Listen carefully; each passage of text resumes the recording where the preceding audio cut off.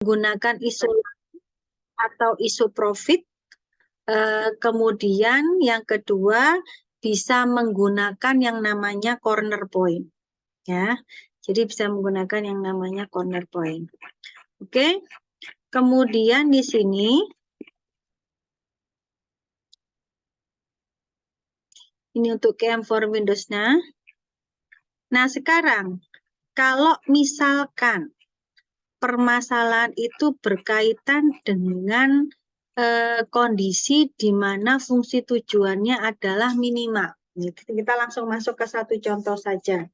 Ya, jadi di sini contohnya saya adalah pemilik satu peternakan. Ya. Nah, di mana peternakan saya ini saya punya ternak-ternak yang butuh pakan ternak yang berkualitas gitu ya. Nah, pakan ternak yang berkualitas itu harganya mahal sekali. Sehingga untuk bisa menghemat biaya pembelian pakan ternak, saya mencampur, ya, mengkombinasi beberapa pakan ternak yang ada di pasaran. Nah, di sini ada dua brand, ya. Jadi ada brand satu ya di sini.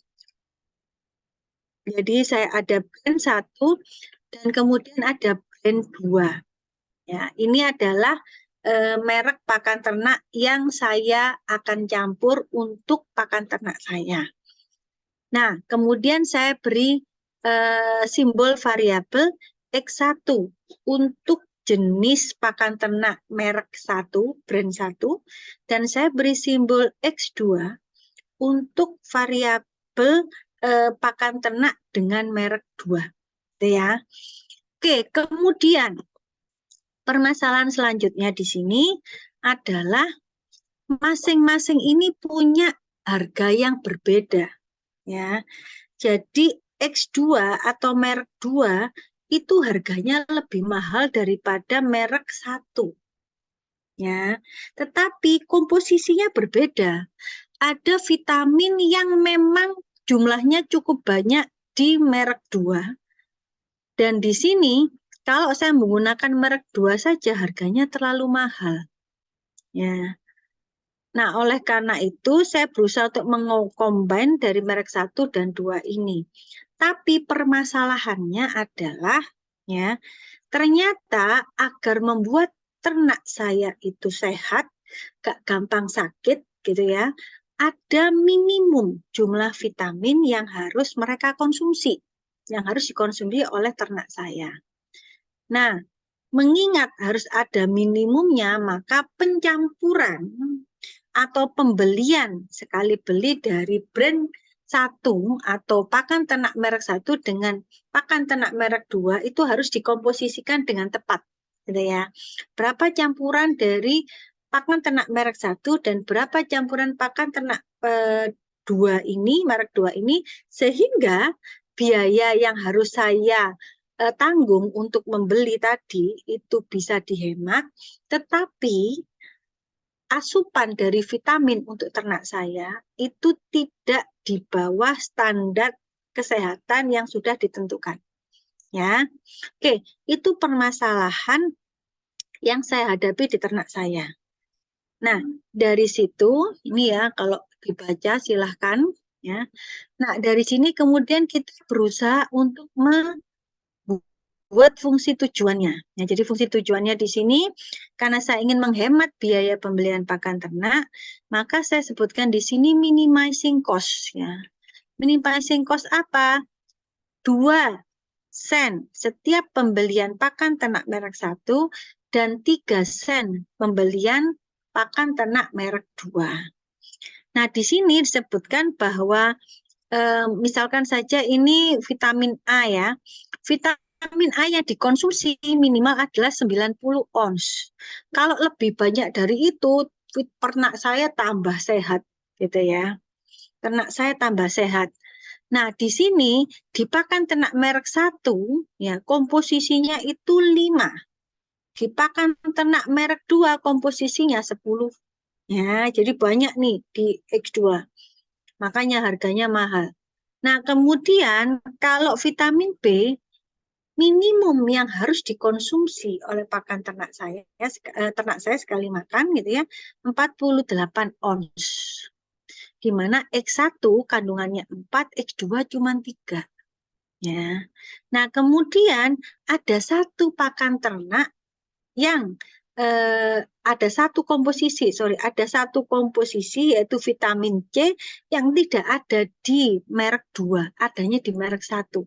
Komposisinya 0,5 ya di merek 1. Nah, vitamin yang dibutuhkan minimalnya 1,5 ons. Ya. Oke, jadi ini adalah fungsi kendala yang saya susut dari informasi yang sudah saya dapatkan dari Holiday Meal Turkey Ranch. Ya. Oke, dari sini setelah kita bisa menyusun fungsi tujuan dan fungsi kendalanya, kita lanjut ke bagaimana penggambarannya. Seperti kemarin, untuk penggambarannya itu kita lihat fungsi constraint masing-masing. Ya, kita gambarkan dulu fungsi constraint masing-masing. Nah, di sini ada perpotongan ya, di mana hasilnya seperti ini.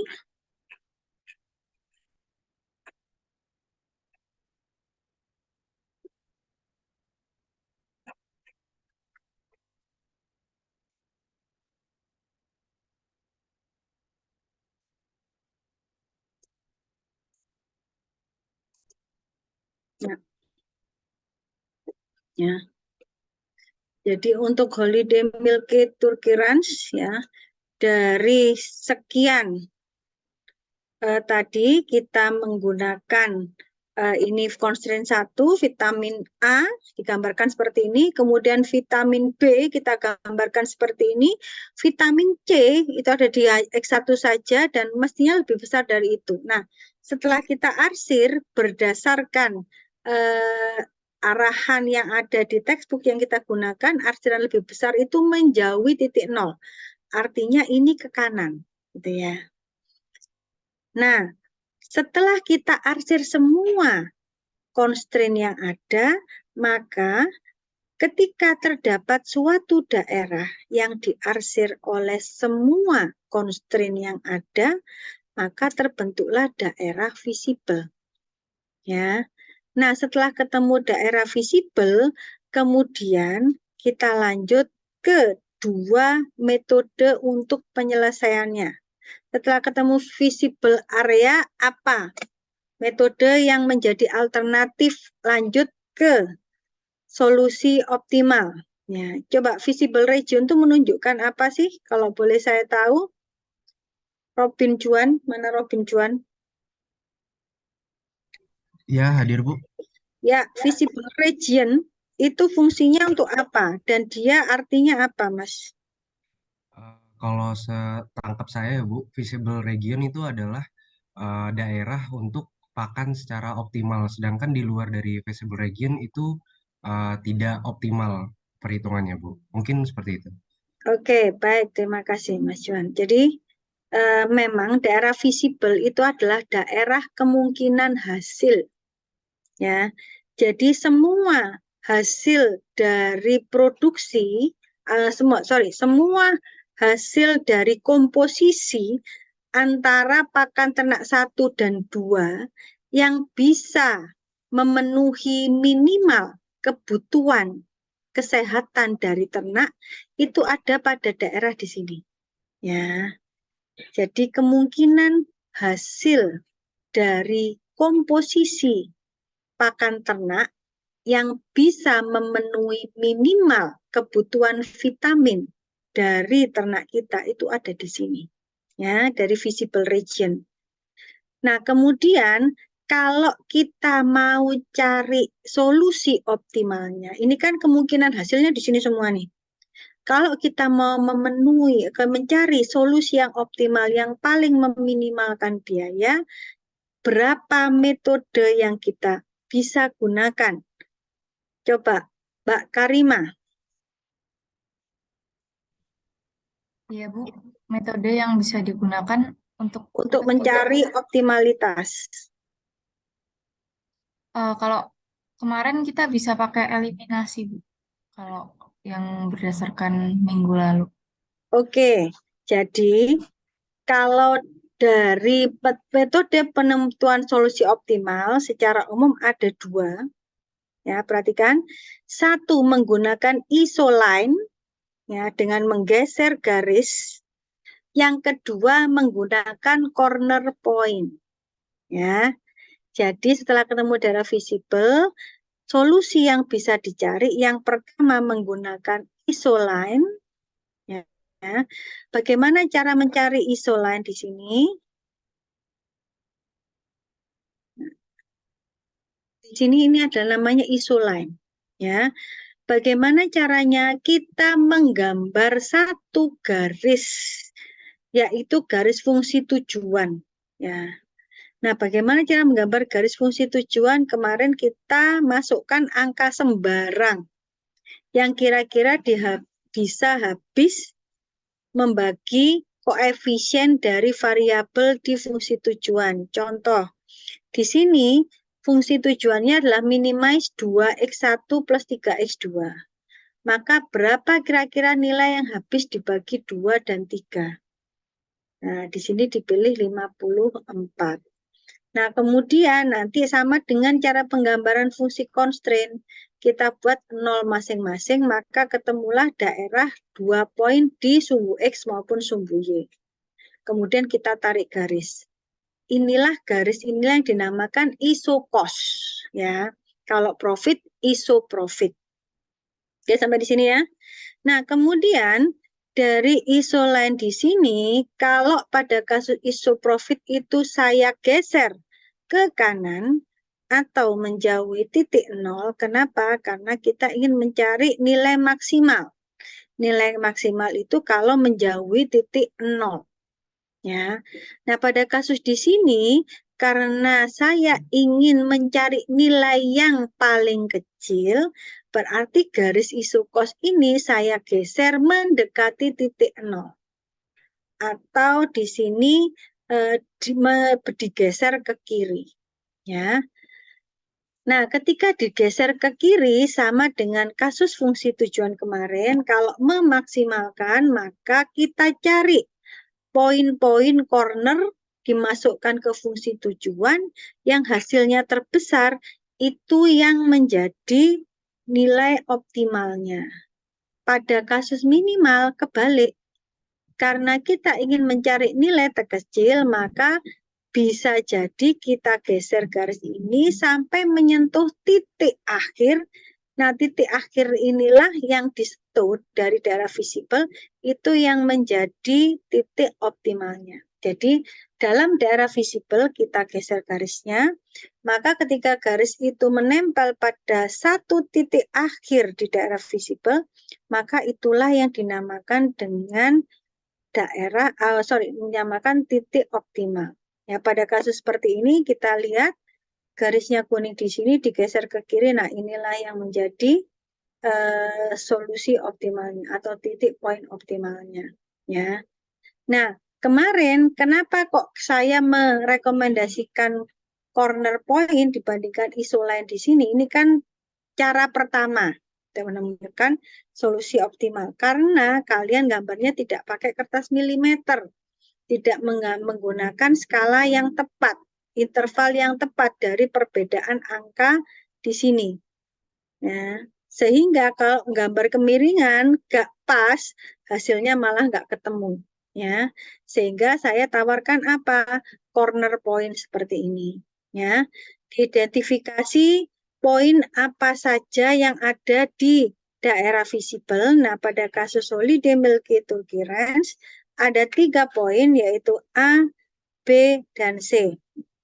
Ya, di mana kita masukkan setiap koordinat sama seperti kemarin dan hasilnya yang terkecil itulah yang kita pilih sebagai titik optimalnya. Ya, dan hasilnya pasti sama antara corner point dengan di isoline ya. Jadi ada setelah daerah visible masih ada dua metode yang bisa dipilih. Sekali lagi, satu isoline dan yang kedua adalah corner point. Oke, sampai di sini. Jadi perbedaannya itu hanya pada titik poin yang terkecil yang dipilih untuk kasus minimal, yang terbesar nilainya untuk fungsi tujuan maksimal.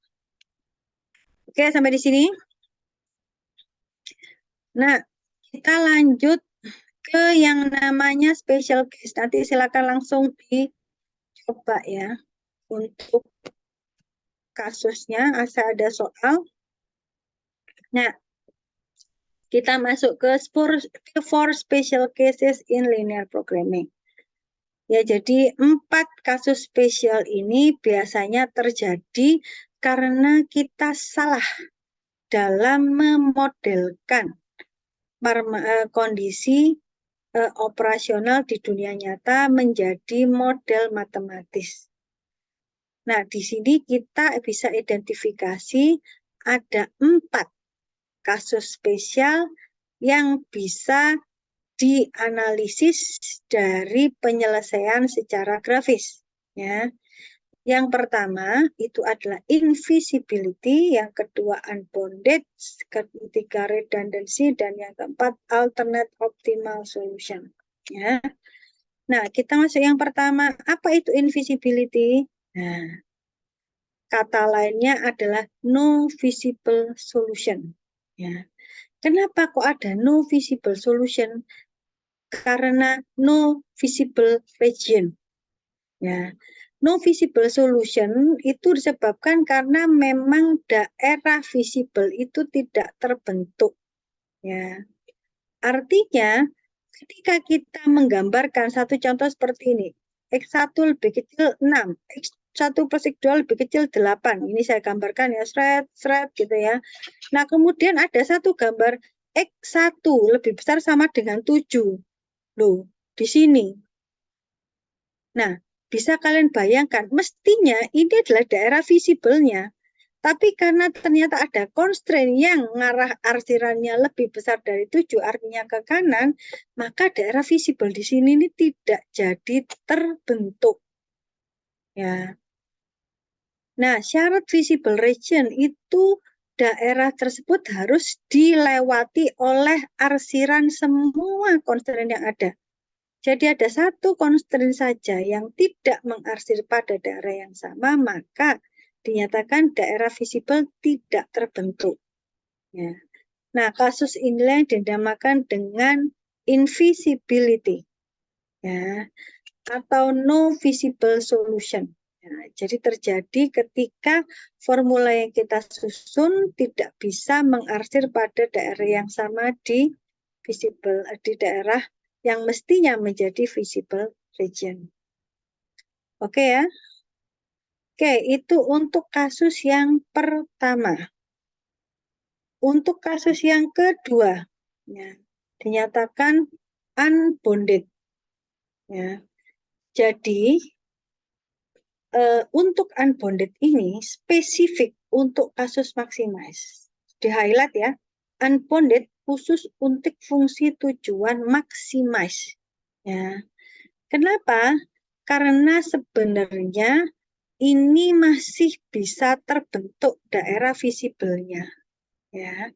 Tetapi untuk batasan ke kanannya itu tidak jelas kapan berhentinya. Ya, sehingga kalau kita menggunakan isoline, kita geser garis ini ke kanan, maka hasilnya tidak jelas kapan pergeseran ini berhenti. Ya. Jadi kasusnya seperti ini. Jadi dikatakan jadi ada gambar, kemudian satu di sini constraint 1, ya, lebih besar sama dengan constraint 2 lebih besar sama dengan, ya, digambarkan seperti itu. Kemudian constraint 3 lebih kecil sama dengan 10. Nah, saya bawah. Nah, selanjutnya tidak ada constraint lagi di sebelah kanan yang membatasi dari kemungkinan pembatasan daerah visible yang akan terbentuk. Nah, kalau kita menggunakan isoprofit, karena ini tadi kan kasus maximize. Jadi unbounded itu spesifik spesial hanya untuk kasus maximize, Bu, kok nggak minimal. Kita tahu di linear programming ada asumsi non-negativity. Ya, artinya tidak boleh ada nilai negatif, dan untuk hasil-hasil linear programming wajib di kuadran 1. Sehingga tidak ada untuk kasus minimal. Ya, fungsi tujuan minimal itu terjadi unbounded. Unbounded spesial hanya untuk fungsi tujuan maximize. Kenapa ini terjadi? Karena tidak ada pembatas daerah visible di sebelah kanan. Ya, lupa atau gimana ngasih kendalanya itu, sehingga solusi optimal itu bisa dicari harus ada tambahan 1 fungsi kendala lagi. Ya. Jadi ini unbounded, artinya daerah visible-nya itu sampai batasan yang tidak jelas, sehingga kalau digeser dalam proses perhitungan dengan metolan, maka sampai ke kanan sampai jelek juga nggak ketemu, gitu ya. Titik terakhir yang bisa disentuh oleh fungsi tujuan, ya, garis fungsi tujuan. Nah, kemudian fungsi spesial yang selanjutnya, yang ketiga, itu adalah redundant. Apa redundant constraint? Sesuai namanya, redundant itu kelebihan. Ya. Jadi, untuk redundant constraint ini sebenarnya dia masih bisa membentuk daerah visible, sama dengan kasus unbounded tadi. Daerah visible terbentuk, iya. Ya. Kemudian di sini yang menjadi masalah adalah ketika dia dikerjakan secara simpel, ternyata dia memunculkan 2 hasil. Ya. Dan ini yang membuat kita sebagai peneliti menjadi bingung. Jadi intinya sebenarnya ada atau tidak ada fungsi kendala tersebut, masih ketemu hasilnya. Ya. Itu dinamakan redundancy atau ada redundant constraint. Nah, ini contohnya seperti ini. Nah, ada fungsi tujuan 1, 2x1 plus x2 diarsir ke bawah, 20, x1 plus x2 lebih kecil 20. Kemudian yang terakhir, nah ini x1 lebih kecil 25. Ini kan ke kanan juga. Daerah visible region terbentuk, tapi untuk x1 lebih kecil sama dengan 25, ada atau tidak ada itu benernya nggak ngefek kok ya. Ada ya nggak apa-apa, nggak ada ya nggak apa-apa. Kenapa? Daerah visible region-nya tetap di sini, tidak merubah gitu loh. Apa yang sudah tergambar. Ini yang dinamakan redundant constraint, constraint yang berlebihan, constraint yang sebenarnya tidak dibutuhkan. Ya, oke, itu 3 kasus spesial. Yang keempat di sini adalah mode optimal. Jadi apa itu alternate optimal solution? Jadi yang pertama, ketika kita memiliki fungsi tujuan, kemudian gradien dari fungsi tujuan tersebut ternyata sama dengan formula salah satu fungsi kendala kita. Ya.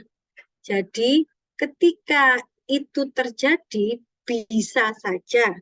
Kan kita pertama menggambarkan fungsi constraint-nya ya. Nah, kemudian ketemu daerah visible. Nah, bentuk dari daerah visible itu constraint tadi, dan di mana constraint tersebut gradiennya sama dengan fungsi tujuan. Sudah. Hasilnya adalah seperti ini. Ya. Jadi ternyata fungsi tujuan maximize 3 x1 plus 2x2 memiliki gradien yang sama dengan fungsi kendala 1.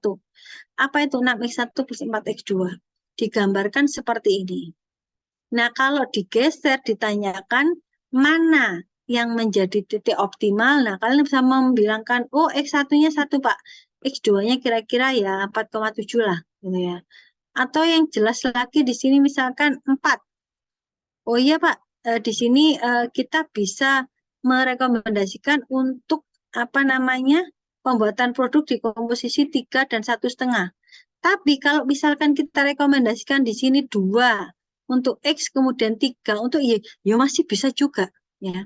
Artinya semua daerah titik atau garis AB ini itulah daerah yang dinamakan solusi optimal lebih dari satu atau garis yang memunculkan solusi optimal lebih dari satu. Ya, kenapa ini terjadi? Ya, ini tadi karena gradien dari fungsi tujuan sama dengan gradien salah satu fungsi kendala pembentuk dari visible areanya. Apa yang dilakukan? Ya, rubahlah anak-anak.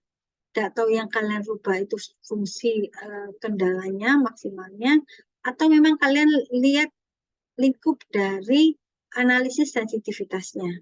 Ya. Oke, jadi ini for special case in linear programming. Silakan kalau ada pertanyaan. Oke, kalau tidak ada kita lanjut ke sensitivity analysis. Bertanya, Bu. Oke, silakan. Saya nggak kelihatan. Ya, silakan Pak Kamila. Untuk yang special case tadi yang unbounded kalau nggak salah, itu kan nggak ada batasan di sebelah kanan ya, Bu. Tapi kalau misal pakai cara yang metode corner point itu, apakah misal pakai 3 titik yang sebelah kiri tadi digambar, itu apakah bisa pakai itu apa tidak, Bu? Untuk Nggak nentuin. bisa, Mbak. Kenapa? Kalau di sebelah kiri berarti dia tidak optimal. Optimalnya itu kalau di sebelah kanan. Kalau semakin ke kiri dia semakin kecil. Kalau kamu memberikan solusi itu ya nggak apa-apa. Kenapa? Karena dia berasal pada visible region. Sekali lagi, interpretasi dari visible region adalah semua kombinasi produk yang akan dibuat atau kombinasi pakar ternak yang akan dibeli, semuanya ada di situ. Boleh, silakan. Ya. Jadi visible region itu berisi alternatif komposisi dari solusi yang bisa dilakukan oleh perusahaan, yang bisa dilakukan perusahaan di highlight ya. Tetapi kalau kita mau ngomong optimalnya lah beda lagi. Ya. Jadi ketika kita berbicara masalah optimal itu kan berarti kita ingin memberikan hasil yang terbaik. Kalau profit ya yang terbesar. Kalau biaya yang paling minimal. Nah, itu bisa didapat kalau kita lihat di sebelah paling kanan dari fungsi tujuan. Ya, begitu ya Mbak Kamila ya. Jadi ketika batasan kanannya enggak ada, kita bingung nih. Bisa cari solusi optimal? Bisa. Solusinya bisa. Solusinya tok ya. Bukan ada kata tambahan optimal. Ketika optimal berarti dari sumber daya yang ada itu kita berusaha untuk maksimalkan. Nah, itu beda lagi konteksnya, gitu ya. Ya, Bu, terima kasih.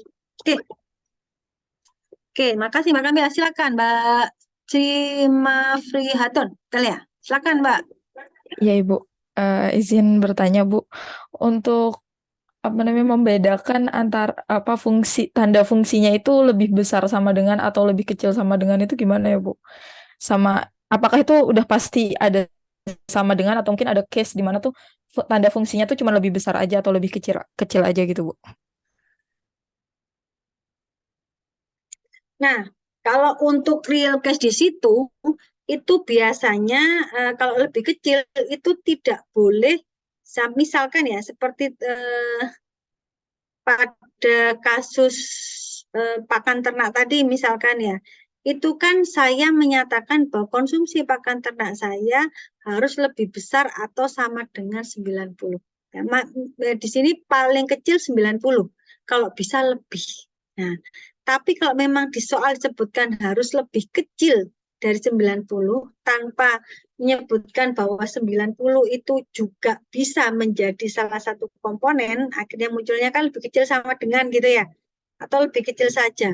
Nah, itu bisa dianalisis dari kata-katanya, kalau di soal loh ya, kalau di soal dari kata-katanya. Tapi kalau dalam real, itu kita bisa tanyakan langsung.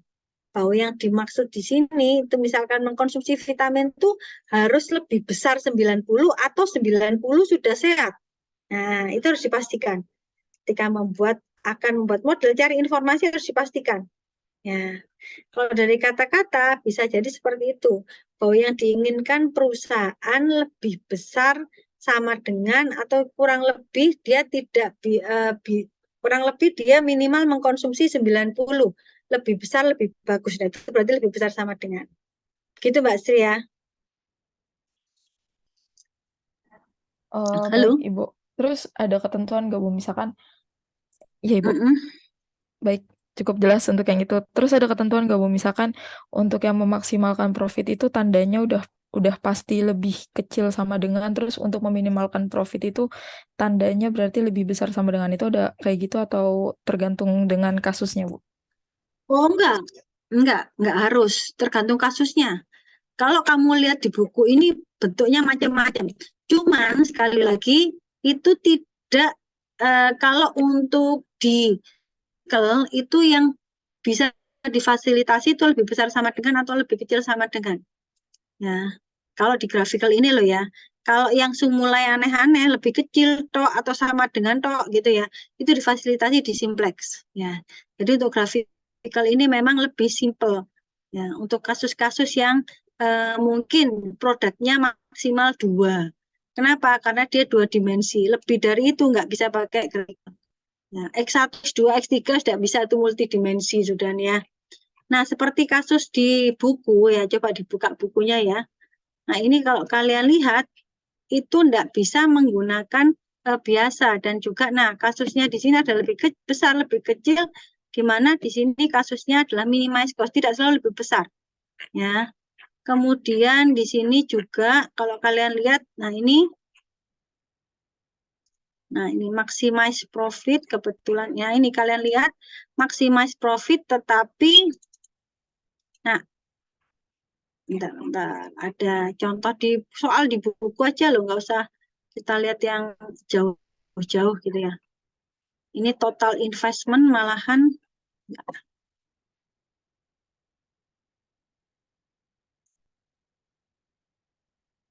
maximize. Nah ini untuk minimize profit.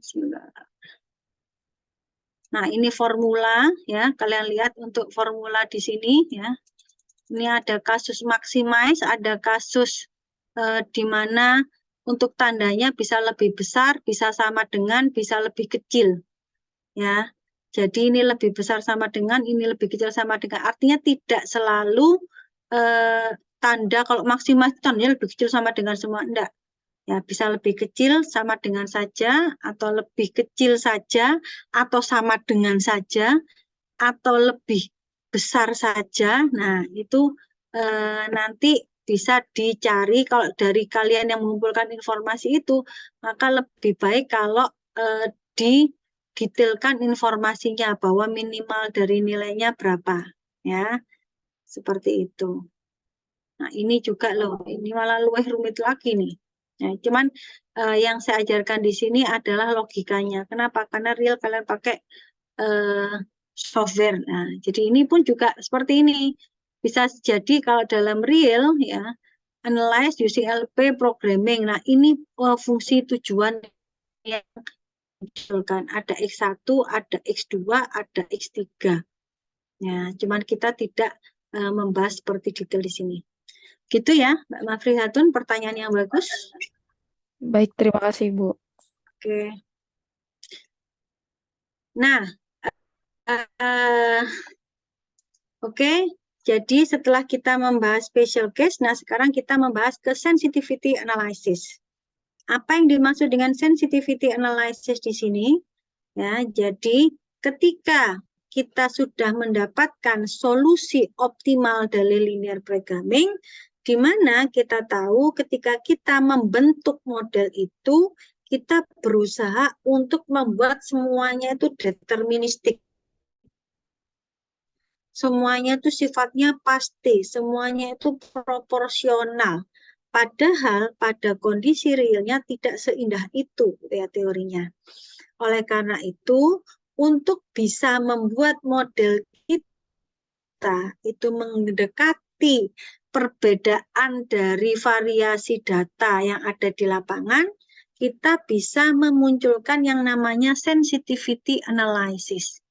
Ya, yang dimaksud dengan sensitivity analysis di sini adalah kita melihat seberapa jauh perubahan koefisien fungsi tujuan maupun perubahan dari maksimum nilai kendala yang ada itu bisa merubah hasil komposisi dari solusi optimal. Ya, jadi contoh pada kasus di sini ya, mungkin Flair Furniture Company ya, yang kemarin. Nah, ini kan hasilnya ya, bahwa ternyata untuk corner point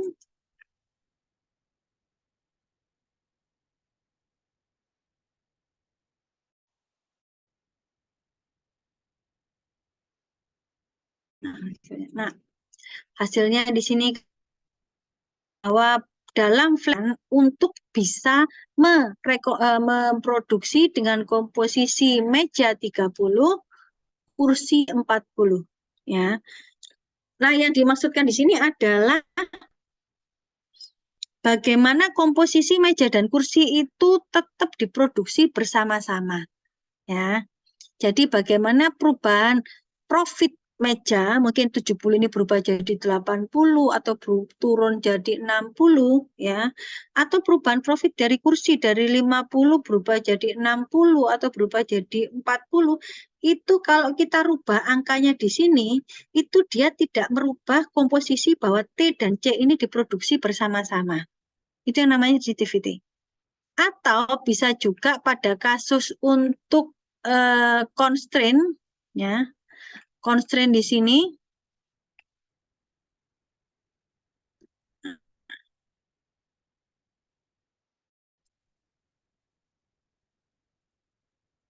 nah di sini constraint ya, jadi seberapa jauh perubahan dari koefisien atau profit meja atau kursi itu merubah komposisi ya, komposisi dari meja dan kursi untuk diproduksi bersama-sama. Jadi kalau misalkan kita naikkan profit meja sampai misalkan $120 ya, kita dapatnya itu. Maka kemungkinan nanti oh ya sudah, kalau $120 loh, ya sudah kita produksi meja aja, nggak usah produksi kursi. Kenapa? Satu meja itu bisa sudah mencakup profit untuk penjualan satu kursi gitu kan ya. Nah, itu kan berarti merubah komposisi solusi optimal. Jadi solusi optimal awalnya adalah kita memproduksi meja dan kursi bersama-sama. Tapi ketika saya satu meja, keputusan perusahaan itu berubah. Ya sudah, saya buat meja aja, kursinya saya hilangkan. Nah, ini berarti sudah merubah komposisi solusi optimal.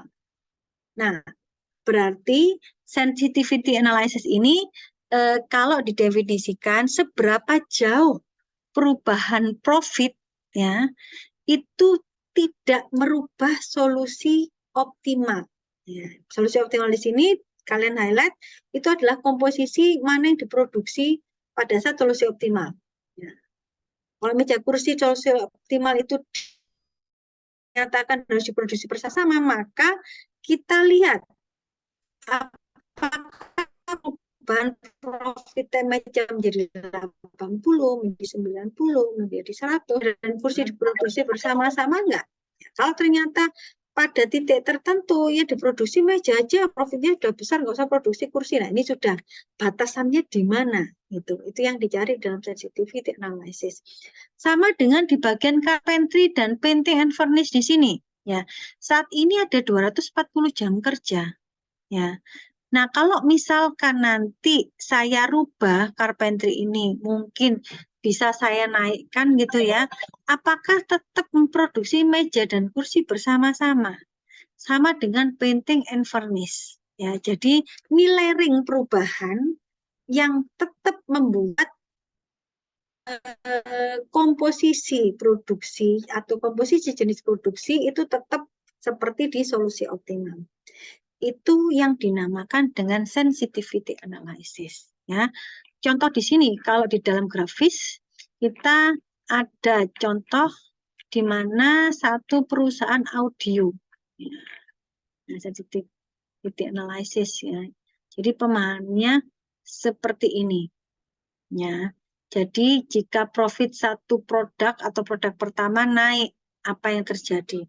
Kalau ternyata uang untuk pembelian pakan ternak berkurang, apa yang terjadi? Ya, atau harganya naik atau turun, apa yang terjadi? Nah, di sini dinyatakan post optimality analysis. Ya, jadi setelah kita sampai pada solusi optimalnya, umumnya kita akan dituntut juga untuk mencari seberapa besar perubahan yang bisa diantisipasi dari hasil solusi optimal awal. Ya. Nah, di sini satu contoh, misalkan kita punya kasus ya, High Note Sound Company. Nah, di sini High Note Sound Company ini punya dua produk, CD player dan stereo receiver. Di mana untuk CD player satu kali penjualan dapat 50, stereo receiver 120. Jam kerja terbatasnya ada pada electrician time dan audio technician time. Ini adalah komposisinya. Dari sini, kalau kita mau selesaikan, digambarkan seperti ini. Nah, perhatikan, solusi optimal itu ternyata tidak selalu di perpotongan garis. Nah, ini saya contohnya ya, karena kemarin kalian selalu memperkirakan, Bu, biasanya solusi optimalnya itu di perpotongan constraint. Biasanya, ya. Jadi hati-hati karena perpotongan dari constraint itu belum tentu menjadi solusi optimal. Nah, pada kasus di sini solusi optimalnya ternyata ada pada poin A, 0,20. Atau perusahaan memutuskan gak usah bikin CD player. Ya, karena profitnya yang paling maksimal. Nah, itu berdasarkan perhitungan di sini. Ya, silakan mau dihitung pakai ISO profit line atau menggunakan corner point. Hasilnya kurang lebih sama seperti ini. Ya. Oke, dari sini kita lanjut post optimality atau sensitivity analysis. Nah, kalau misalkan di sini ini kita bandingkan dari jumlah fungsi kendala atau jam kerja di dua departemen tadi yang habis karena saya memproduksi dengan komposisi di sini, itu kita cek ya. Kita cek di sini. Jadi, bentar saya stop share. Jadi kita cek di buku.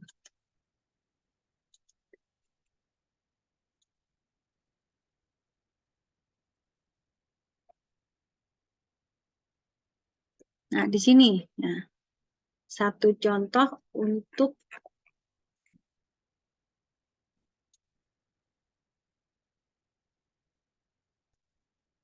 sensitivity, sebentar ya.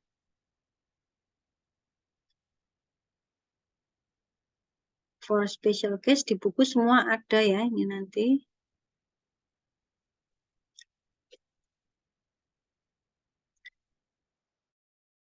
Kita masuk ke sensitivity analysis, di mana yang ingin dimunculkan itu adalah seperti ini. Nah, ketika yang berubah itu adalah fungsi kendala, seberapa jauh fungsi kendala yang kalau kita tambahkan itu komposisinya tetap receiver saja yang diproduksi ya. Jadi kalau misalkan hasilnya tadi adalah 0,20 atau yang diproduksi receiver saja 20, kita coba masukkan ke fungsi kendala ya. Optimal solutionnya ini ya. Kelihatan ya. Jadi solusi optimalnya ini 0,20, kita masukkan pada constraint-nya electrician time. Ya. Electrician time 2x1 plus 4x2 sama dengan 80. Kita masukkan 4 kali 20 plus 80. Artinya electrician time itu nggak ada slack-nya. Kalau kita tambahkan jam kerja di electrician time, maka yang terjadi mungkin komposisinya kita sudah melirik bukan hanya membuat receiver, tapi juga CD player. Ya. Jadi itu pemahamannya. Jadi untuk solusi optimal di sini terkait dengan electrician time itu nggak ada slack. Ya, kalau ada tambahan, kemungkinan solusi optimal berubah. Nah, bagaimana dengan di audio technician time? Nah, di sini kita masukkan nih 0,20 pada fungsi constraint yang ada.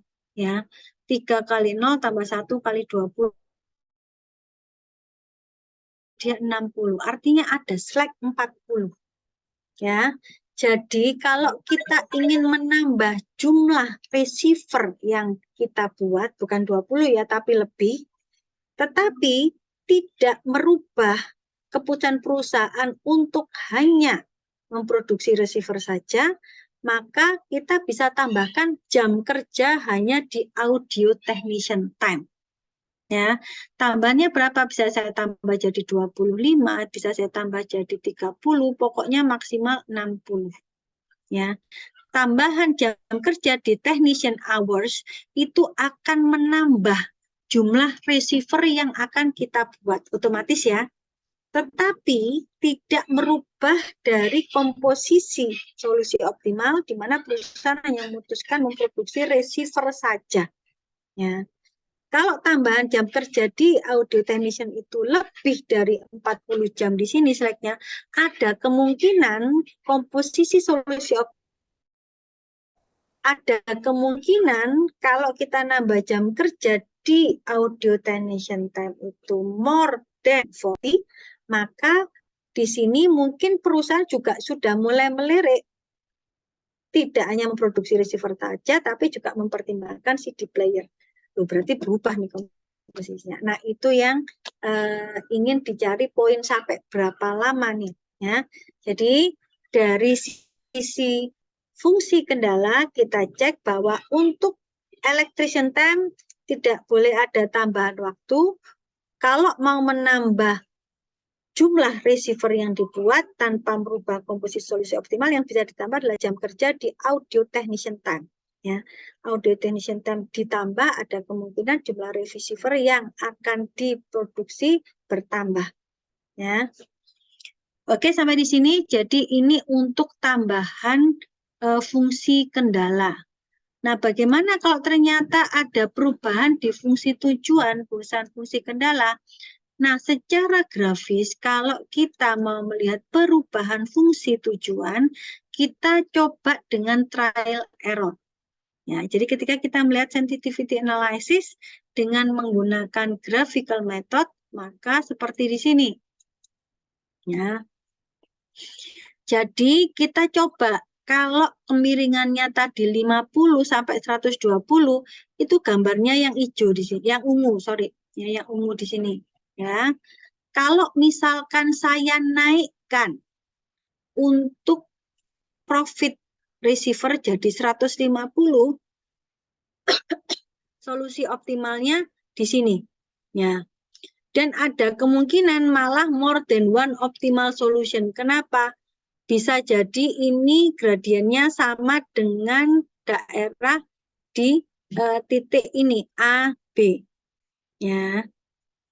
Nah, kalau misalkan profit receiver saya turunkan jadi 80, gradiennya seperti ini. Nah, berarti kalau gradiennya begini, bisa jadi solusi optimal atau titik terakhir yang disentuh itu malah ada di titik B. Loh, berarti solusi optimalnya berubah kalau komposisinya di B. Artinya perusahaan memperhatikan bukan hanya produksi receiver, tapi juga CD player. Nah, itu kalau untuk grafikal. Jadi kita coba-coba, kalau naik gradiennya begini, berarti dia menyentuh di mana, seberapa besar naiknya. Nah, itu yang bisa dilakukan ketika kita mengidentifikasi sensitivity analysis dengan menggunakan graphical method yang berubah itu adalah fungsi tujuan. Ya, jadi perubahannya dari fungsi tujuan. Nah, ini yang bisa saya sharekan terkait dengan sensitivity analysis ya. Jadi perubahan itu bisa terjadi karena satu, fungsi kendala di sebelah kanan atau batasan fungsi kendala itu ada perubahan. Nah, kita ingin tahu seberapa besar perubahan yang bisa dimunculkan oleh perusahaan. Yang kedua terkait dengan fungsi tujuan di sini. Seberapa besar perubahan fungsi tujuan atau koefisien atau laba setiap produk atau biaya dari setiap produk itu bisa merubah komposisi dari solusi optimal yang sudah ditentukan oleh perusahaan. Ya. Oke, jadi ini yang dinamakan dengan sensitivity analysis ya. Sampai di sini ada pertanyaan? Nah, kalau tidak ada, di sini saya sudah Ibu, siapkan. saya izin bertanya. Silakan Mbak Karima. Cara kita tahu kita pakai sensitivity analysis apa nggak usah itu gimana? Atau semuanya harus pakai gitu? Nah, begini, kalau sensitivity, kalau di soal nanti tergantung soalnya mintanya apa gitu ya. Tetapi kalau sebagai konsultan ya, ini nanti kan kita pura-puranya jadi konsultan nih. Nah, oleh karena itu detailnya akan lebih baik kalau di dalam laporan yang kita informasikan pada klien kita itu komplit ya. Komplit dalam artian begini. Perhatikan ya, kalau misalkan saya minta kalian mengerjakan soal, di highlight yang saya minta bukan perhitungan matematis ketemu daerah visible selesai, ya, atau ketemu corner point selesai. Itu masa kalian waktu di SMA dulu, iya. Sekarang saya tidak mau seperti itu, ya. Jadi kalau saya membuat soal, bayangkan kalian adalah konsultan dari satu perusahaan. Nah, ketika kalian memberikan laporan pada perusahaan tersebut, berilah informasi selengkap-lengkapnya yang membuat klien kalian ketika membaca laporan itu bisa detail, ya, bisa tahu informasi itu detail. Jangan hanya melihat dari sisi kalian, Bu, saya sudah tahu. Loh, yang tahu lah kalian. Klien kalian belum tentu tahu, ya. Sehingga akan lebih baik kalau semua informasi itu dimasukkan. Ya, kalau nanti ya, next ya, itu kalian akan lebih baik kalau setiap memunculkan solusi dengan menggunakan metode LP ini, otomatis itu masuk juga sensitivity analysis ya. Karena itu membuat model kalian itu menjadi lebih applicable dan lebih bisa digunakan untuk memprediksikan berapa perubahan-perubahan yang bisa terjadi, baik dari sisi tadi ya, perubahan fungsi tujuan berkaitan dengan laba atau biaya, ataupun perubahan dari constraint mereka yang saat ini mungkin terjadi. Nah, next mungkin minggu depan kan bisa berubah nih. Jadi jam kerja biasanya 300 jadi berubah 310. Kenapa? Karena sekarang ternyata ada tambahan tenaga kerja. Nah, itu kan menjadi mudah untuk perusahaan konsultan klien kalian itu membaca hasil dari perhitungan linear programming ini. Ya, jadi begitu ya Mbak Karima ya. Nah, jadi kalau dalam membuat laporan komplitkan. Di dalam proses untuk membuat laporan yang menggunakan ini itu otomatis sebenarnya sensitivity. Kalau di dalam manajemen operasi sebenarnya kalau kalian menghitung manajemen persediaan loh saja ada sensitivity-nya. Ya. Tetapi kalau untuk ujian, nah dalam waktu dekat kan yang penting kan kalian bisa mengerjakan soal ujian, sesuaikan dengan pertanyaannya. Itu saja. Sampai ke sana atau tidak. Kalau misalkan pertanyaannya sampai sensitivity ya jawablah. Kalau tidak ya enggak usah, ya. Gitu ya Mbak Karima ya. Baik, terima kasih Bu. Ya. Oke, jadi ini soal yang sudah saya siapkan ya. Jadi nanti yang perlu kalian kerjakan di sini yang pertama ya. Ini adalah kasus perusahaan mainan. Perhatikan ya. Kalian selesaikan di lembar yang sudah saya sharekan. Kemudian dari lembar itu nanti kalau sudah selesai silakan difoto, diupload di Hebat dalam bentuk PDF ya, jangan JPEG ya, di convert dalam bentuk PDF. Nah, perhatikan sekali lagi, kalian di sini posisinya sebagai konsultan ya. Jadi bukan siswa SMA yang mengerjakan soal linear programming. Berikan tahapan yang detail, berikan informasi yang detail. Fungsi tujuan, fungsi kendala, jangan lupa yang sering terlupakan adalah asumsi non-negativity. Ya. Kemudian dalam penggambaran daerah visible, jangan lupa memberikan nama pada setiap constraint, itu yang sering kelupaan ya. Yang kedua, arsirlah setiap pertidaksamaan di constraint sehingga menunjukkan oh yang dilalui oleh semua daerah oleh semua constraint itu adalah daerah ini, itu jelas ya. Kemudian berilah nama ini visible region ya, Jadi sekali lagi kalau sudah ketemu arsirannya, kalian beri nama ini loh daerah visible-nya. Kemudian saya rekomendasikan di sini menggunakan corner point, bukan isoline. Kalian beri titik-titik di ujung-ujungnya A, B, C, D. A itu yang mana, B yang mana, C yang mana, D yang mana. Gitu ya. Kemudian kalian masukkan ke fungsi tujuan, di situ juga sudah saya sediakan untuk tabelnya.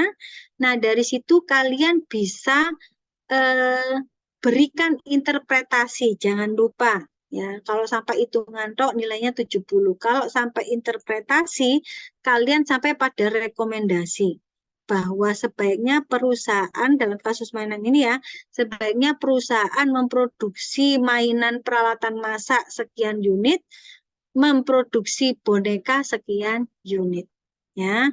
Ini untuk kasus maximize. Untuk kasus minimize-nya kalian cek ini untuk perusahaan metal prosesor ya. Jadi mereka memproduksi 2, logam 1 dan logam 2, di mana untuk pembuatan logam ini melihat komposisi perpaduan timah hitam dan timah putih ya. Jadi biayanya ini yang ingin diminimalkan. Oke. Jadi ada 2 kasus maksimal dan minimal yang mestinya bisa kalian selesaikan ya untuk dikumpulkan ya. Nah, sebelum dikumpulkan di sini saya mau tanya satu soal lagi berkaitan dengan special case ya. Nah, coba saya ingin tahu untuk Formula 2 ya. Formula 2 ini kira-kira masuk special case jenis yang apa? Ada 4 ya. Special case, more than one, unbounded, no visible ya, dengan yang benar ya. Nah, kalau di sini kira-kira jenis yang mana? Formula 2 ya.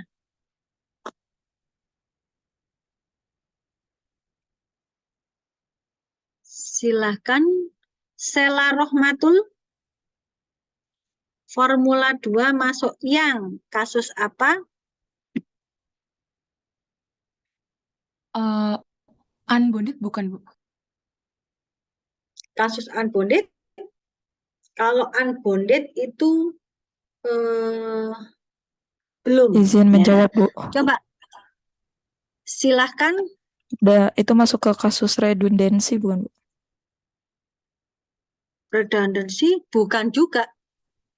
Mafrihatun. Oh, berarti yang alternate juga. Ya itu namanya kamu absen satu-satu ini berarti ya. Soalnya kalau dilihat itu kan katanya kan optimalnya ada 2, Bu ya. Kalau Formula 2 itu kelihatan ada 2 gitu, Bu. Kalau misal dibagi garis gitu, Bu. Kan? Nah, ya. Baik, betul Mas. Ya, tak pikir di absen satu-satu. Kalau A, B, C gitu ya. Kalau saya bilang masalah nggak mungkin benar gitu ya. Oke, jadi trik yang bagus juga. Jadi untuk Formula 2 perhatikan, satu ciri khususnya betul Mas. Jadi kita lihat ini kasus maximize ya, di mana gradiennya itu fungsi tujuan sama dengan salah satu fungsi constraint yang ada. Ya, jadi X1 plus 2 X2. Jadi kalau misalkan ini kita prediksi menjadi salah satu constraint pembentuk daerah visible, jika dilalui isoprofit yang digambarkan dari garis X1 plus 2X2, maka ini kalau digeser seluruh garis constraint yang ketiga ini akan menjadi solusi optimal. Betul gitu ya. Nah, kemudian kalau untuk formula 3 di sini coba satu kali lagi masuk ke mana? Formula 3. Mas Kemal, Mas. Oh, Mas. Ini Mas. Kelihatan ini juga kasus maximize, fungsi constraint-nya, inequality-nya kemana ini pertidaksamaannya? Ke Ya, Mas Kemal. Apa? Unbounded. Unbounded, betul sekali. Kelihatan ya, kasusnya maximize, tapi tanda pertidaksamaannya lebih besar dan tidak ada tanda lebih kecil. Berarti ini nanti visible region-nya itu arahnya ke kanan tanpa batas. ya.